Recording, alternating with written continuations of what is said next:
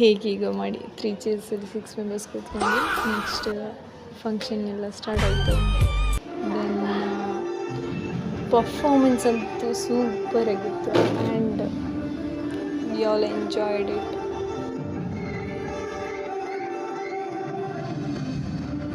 A few moments later. Friends ಡಿಜೆಗೋಸ್ಕರ wait ಮಾಡ್ತಾ ಇದ್ದೆ. ಫೈನಲಿ ಸಾಂಗ್ ಅಂತೂ ಸ್ಟಾರ್ಟ್ ಆಯಿತು. ಬಟ್ ನನಗಂತೂ ಅರ್ಥನೇ ಆಗ್ತಿರಲಿಲ್ಲ. But one of my friend ಅವಳಂತೂ ಈ ಲೋಕದಲ್ಲೇ ಇರಲಿಲ್ಲ. ಇನ್ನೊಬ್ಳು ಡ್ಯಾನ್ಸ್ಗೋಸ್ಕರ ಪ್ರಿಪೇರ್ ಆಗ್ತಿದ್ದಾಳೆ. ದೆನ್ ಸೈಯರ ಸಾಂಗ್ ಸ್ಟಾರ್ಟ್ ಆಯಿತು. ಆಫ್ಟರ್ ದ್ಯಾಟ್ ನನ್ನ ಫ್ರೆಂಡ್ಸ್ ಅಂತೂ ಕನ್ನಡ ಸಾಂಗ್ ಕುಂದಿದ್ದೆ. ಸ್ವಲ್ಪ ಎನರ್ಜಿ ಬರಲಿ ಅಂತ ಜಿಂಜರ್ ಟೀ ಕುಡಿದ್ದು ನೆಕ್ಸ್ಟ್ ಮತ್ತೆ ಡ್ಯಾನ್ಸ್ಗೆ ಜಾಯ್ನ್ ಆಗಿದ್ದು. ದೆನ್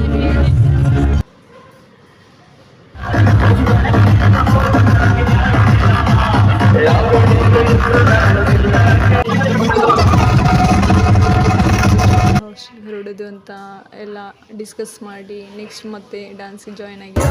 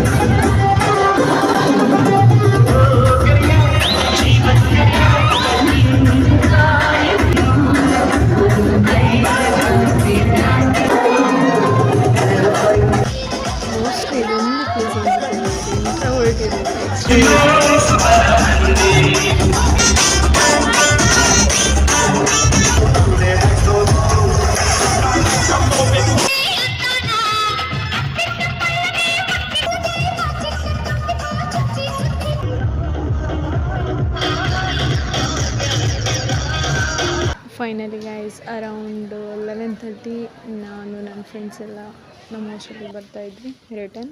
ಡ್ರೈವರ್ ಅಂಕಲ್ ಜೊತೆ ಮಾತಾಡ್ತಾ ಟೈಮ್ ಹೋಗಿದ್ದೇ ಗೊತ್ತಾಗಲಿಲ್ಲ.